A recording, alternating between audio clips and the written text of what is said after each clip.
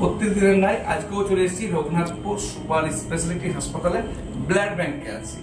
অবশ্যই যে শুয়ে আছে সে কোনো অসুস্থ নয়, সে সুস্থ বলেই কিন্তু ব্লাড ব্যাংকে যারা ব্লাড ব্যাংকে আসেন তারা জানবেন যে সুস্থ আছে।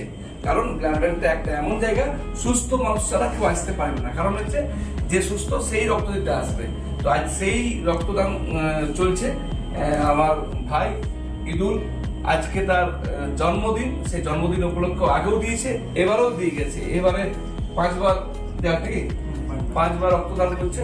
তো যারা আমার বন্ধুরা রয়েছে তাদের উদ্দেশ্যে বলবো, জন্মদিন হোক, বিবাহবার্ষিকী হোক, ছেলের জন্মদিন, মেয়ের জন্মদিন হোক, যে কোনো উপলক্ষে রক্তদান অবশ্যই করুন।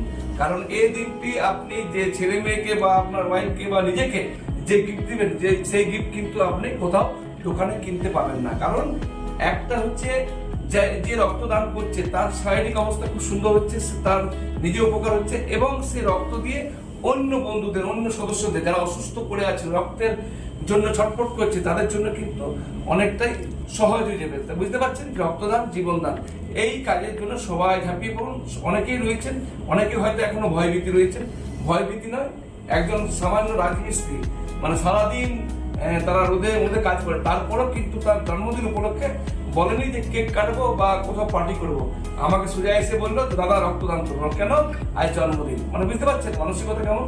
তো এই ধরনের মানসিকতা সবাইকে করতে হবে যে আমি চিনি বা না চিনি কোনো ব্যাপার নেই, রক্তদান করতে হবে। আমার রক্তের অন্য একজনের প্রাণ বাঁচবে। কারণ রক্তে এখনো কোনো ফ্যাক্টরি বা গাছ তৈরি হয়নি যে রক্ত আপনি পেয়ে যাবেন, দোকানে কিনতে পাওয়া যায়, এমনটা কিন্তু নয়।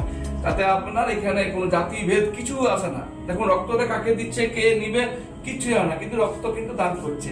সো ভালো থাকুন, সুস্থ থাকুন এবং 3 মাস অন্তর অন্তর রক্ত দান করতে থাকুন।